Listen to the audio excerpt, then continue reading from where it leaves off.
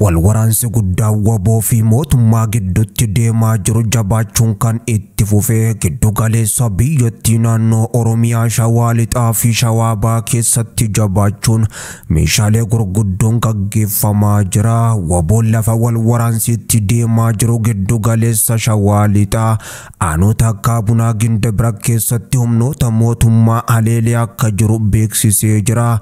Shawaa Lixaa aanota gara 20tti siqan qabdu. Aanota ishee 9 keessatti walwaraansi guddaan deemaa kan jiru.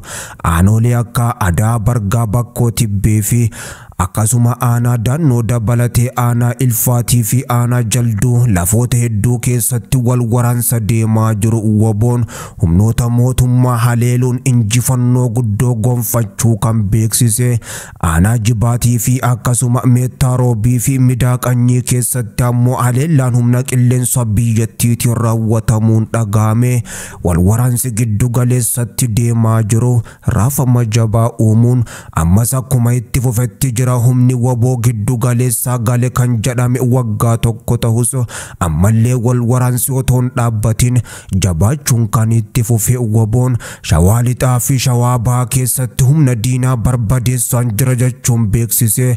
Walwaraansa Shawaa Lixaa fi Shawaa Bahaatti deemaa jiru kanarratti humni mootummaa lafoo qofaan otoon taane qilleensarraanis hirmaachuudhaan Leetanaal Jeneraal Yilmaa Mardaasaa haleellaa qilleensarraa aanota akka Meettaa Roobii fi Midaaqanyii dabalatee hanga Jibaatitti haleellaa bombiiwwan raawwachaa jiraachuun dhagahamee jira.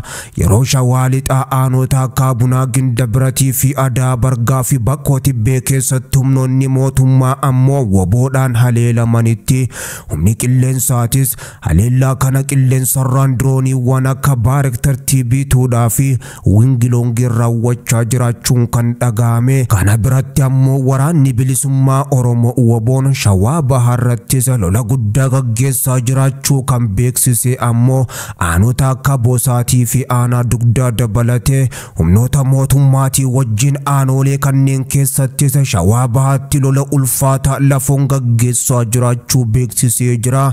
Shawaa Bahaa keessatti dhukaasni meeshaalee gurguddoo kan akka marfii akkasuma gama biraatiin ammoo BM fi zuu dhagahamaa jiraachuun himamaa jira. Fantaalee dabalatee hanga Liibaanitti walwaraansi ulfaataan deemaa jira.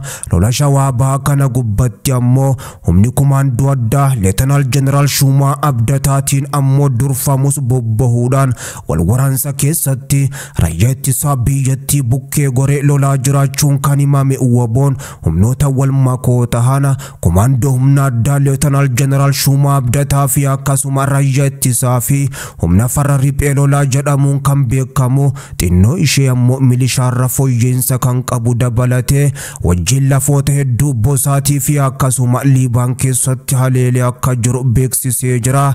Aanaan Fantaalleetis walwaraansa guddaa keessummeessu akkuma itti fuftetti jirti. Shawaan Bahaa walwaraansa gurguddaa keessummeessaa kan jirtu kunis ammoo ergaa waboon giddu galeessaa Jaalsanyii Nagaas ajajaa waboo naannichaa duraanii waboon naannichaa gale jedhamee asa lolichi yeroo jalqabaatiif bifa kanaan dura mul'atee hin beeyneen ammaachuudhaan ammoo gaggeeffamaa akka jiru kan himame. Walwaraansa kanarratti waboon humnoota isaa kumaandoo addaa bobbaasuun humna furgaatuu jechuun kan beekamu lafa hedduutti ammoo lolicha gaggeessaa akka jiru kan himame. Walwaraansa gaggeeffamaa jiru kanaan Shawaa Bahaa aanota akka Booraa keessatti humnoota mootummaa hedduus boojii akka jiru waboon beeksisee jira. Walwaraansa guddaa Shawaa Lixaa fi Shawaa Bahaatti gaggeeffamaa jiru kanarratti mootummaa waan jedhe qabaachuu baatus Shawaa Lixaa fi lafa hedduutti humnoota kanneen lolaa jiraachuu ammaan dura himaa kan ture. Amma waboon tarkaanfiiwwan fudhachaa jiruun Shawaa Lixaa aanolee 9 ol keessatti humnoota mootummaa rukutuun lafa danuu bilisa baasuu fi akkasuma Shawaa Bahaa keessatti ammoo aanota 6 ol keessatti lola guddaa gaggeessaa jiruun humnoota wal makoo ta'an hanga humna kumaandoo addaatti haleeluun injifannoo guddoo gonfachuun diina barbadeessaan jira jechuu waboon giddu galeessaa injifannoo guddoo gonfachuusaa beeksiseera. Boordiin filannoo biyyaalessaa paartii waloomaa Dimokiraatawaa Tigraay yookaan Simrata kan pirezidaantii bulchiinsa yeroo Tigraay duraanii fi gorsaa ministeera muummee Abiyyi Ahmad baha Afrikaa obbo Geetaachoo Raddaatiin durfamu akka paartii siyaasaa naannootti fudhatama isaa kennuun galmeessuu beeksisee jira. Paartiin Simrata aangawoota paartii adda bilisa baasaa uummata Tigraay abuutirraa ammoo kan fottoqaniin ammoo kan dhaabbate yoo ta'u pirezidaantiin bulchiinsa yeroo Tigraay duraanii fi gorsaan dhimma gaanfa Afrikaa muummee Abiyyi Ahmad obbo Geetaachoo Raddaadha akka pirezidaantiitti filatee jira.